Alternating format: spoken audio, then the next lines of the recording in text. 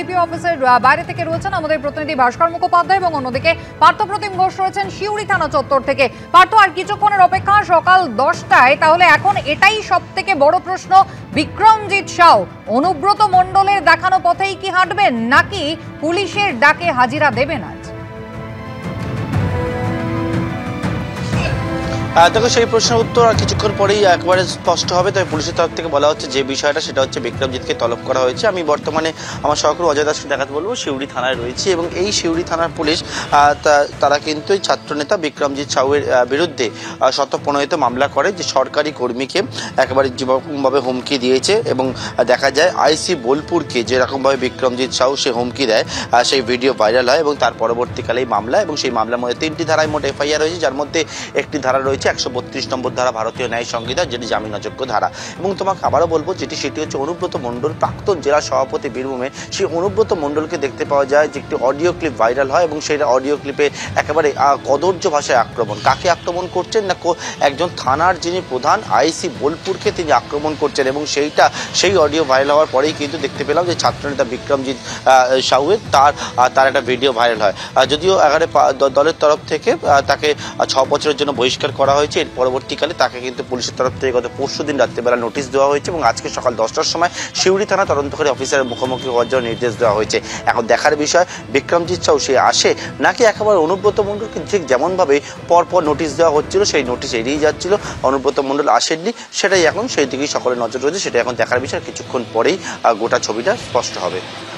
একেবারেই পার্থ, তুমি আমাদের সঙ্গে থাকো। আমি ভাস্কর মুখোপাধ্যায়ের কাছে এই জায়গায় চলে যাব। ভাস্কর, একেবারে দুদিন নোটিশ পাওয়া সত্ত্বেও অনুব্রত মণ্ডল হাজিরা দেননি। চিকিৎসক বলেছেন তিনি অসুস্থ, তিনি বেড রেস্টে রয়েছেন, আগামীকাল পর্যন্ত 5 দিনের সেই বেড রেস্ট রয়েছে। কিন্তু পুলিশের কি ভূমিকা? শাসক দল বারবার বলছে যে পুলিশ নিজেদের কাজ করবে, আইন অনুযায়ী পুলিশ ব্যবস্থা নেবে। এখনো পর্যন্ত এসপি যে প্রতিশ্রুতি দিয়েছিলেন কড়া ব্যবস্থা নেওয়া হবে, কিছু কি নজরে পড়লো?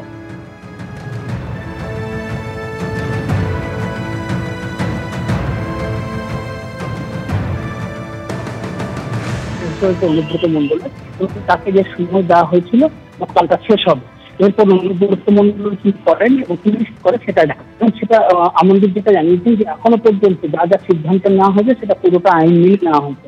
তাকে 2টো নোটিশ করা হয়েছে এবং সেই নোটিশের তিনি আসেননি, তিনি কি করেছেন মেডিকেল সার্টিফিকেট জমা দিয়েছেন এবং সেখানে তিনি জানিয়েছেন তিনি অসুস্থ। এবং এর পরবর্তী তিনি জানিয়েছেন যে আগামীকাল অর্থাৎ বৃহস্পতিবার তার যে মেডিকেল সার্টিফিকেটের ডিউরেশন সেটা কিন্তু শেষ হবে এবং তারপরে সিদ্ধান্ত নেবে পুলিশ যে তার পরবর্তীতে কি করবে, তাকে আবার নোটিশ করবে না কি করবে সেটা দেখায়। এবং সবথেকে মজার বিষয় হচ্ছে যে গত শনিবার যখন রাত্রি 7টা 20 নাগাদ অনুব্রত মণ্ডল যে পার্টি অফিস বোলপুর থেকে বাড়ি যান, তারপর থেকে তার আর দেখা মেলেনি। তার যে নিচু পতিত বাড়ি, সে বাড়ির দোতলায় তিনি রয়েছেন এবং তিনি নেমেও আসেননি, কারোর সঙ্গে কথাও বলেননি, দেখাও করেননি। এমনকি দলীয় নেতা কর্মীদেরও বারণ করা হয়েছে তার বাড়ি যেতে। এবং একটা জিনিস খুব পরিষ্কার যে অনুব্রত মণ্ডল এই মুহূর্তে সামনে আসতে চাইছেন না। একটা দলেরও হয়তো নির্দেশ আছে, তাছাড়া তিনি যেটা বলেছেন যে তার শারীরিক অসুস্থতা, সেই বিষয়টি তিনি প্রমাণ করার একটা চেষ্টা করছেন যাতে বাইরে না এসে। এবং এটা আর দ্বিতীয় নম্বর হচ্ছে পুলিশের যে সক্রিয়তা, প্রথম দিকে আমরা দেখেছিলাম, এই মুহূর্তে পুলিশের সেই সক্রিয়তা নয় বলেই বিরোধীদের অভিযোগ। তাদের বক্তব্য হচ্ছে যে পুলিশ আরো সক্রিয় হতে হবে, দুবার নোটিশ দিয়েছে, কেন অনুব্রত মণ্ডল হাজির হলেন না সেই বিষয়টি নিশ্চিত করতে হবে এবং পরবর্তী ক্ষেত্রে যদি নোটিশ দিয়ে অনুব্রত মণ্ডল ডাকতে হয় তাহলে তাকে ডাকতে হবে এবং বিচারের সামনাসামনি করতে হবে। কিন্তু আগামীকাল অনুব্রত মণ্ডলের যে মেডিকেল সার্টিফিকেটের ডিউরেশন সেটা শেষ হবে। এরপর অনুব্রত মণ্ডলকে আগামীকাল তিনি কি করতে যাবেন, বোলপুর কোর্টে না শিউরি না হাইকোর্ট, সেটা এখন দেখা।